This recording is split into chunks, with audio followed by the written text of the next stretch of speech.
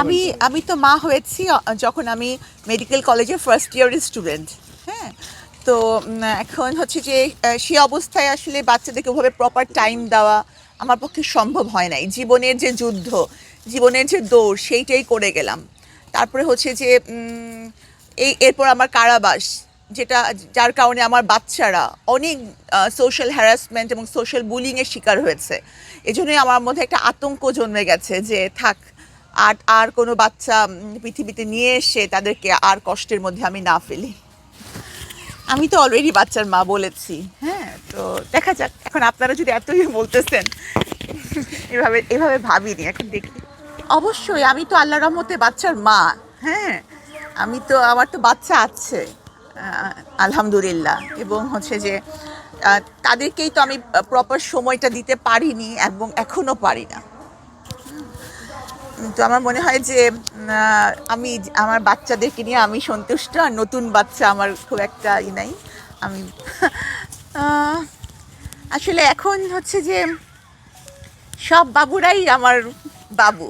হ্যাঁ, এখন আর নতুন করে নিজে বাবু নেওয়ার মতন মানে শারীরিক অবস্থা, তারপরে সময়, কোনো কিছুই আমার নাই। এখন আমার সামনে অনেক অনেক কাজ পড়ে আছে। আমার কাছে খুব ভালো লাগে, কারণ হচ্ছে তারা যে আমাকে এত ভালোবাসে।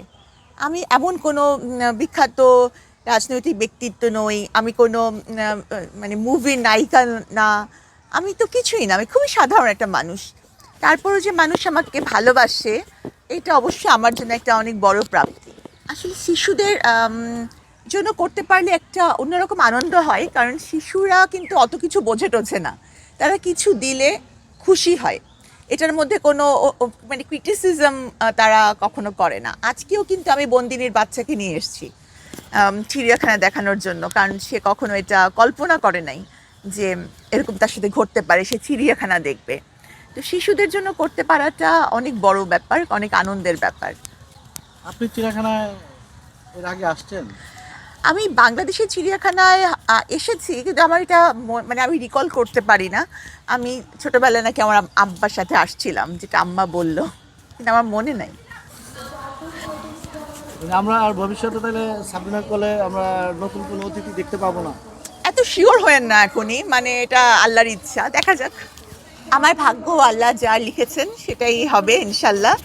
আম, আহ, মানে সন্তানের ইতে ভাগ্য পরিবর্তন হবে, এটা আমি চিন্তা করি না। আমি হচ্ছে যে চাই যে আমি আমার নিজের কাজের মাধ্যমে আল্লাহর অনুগ্রহে আমার ভাগ্য পরিবর্তন করব।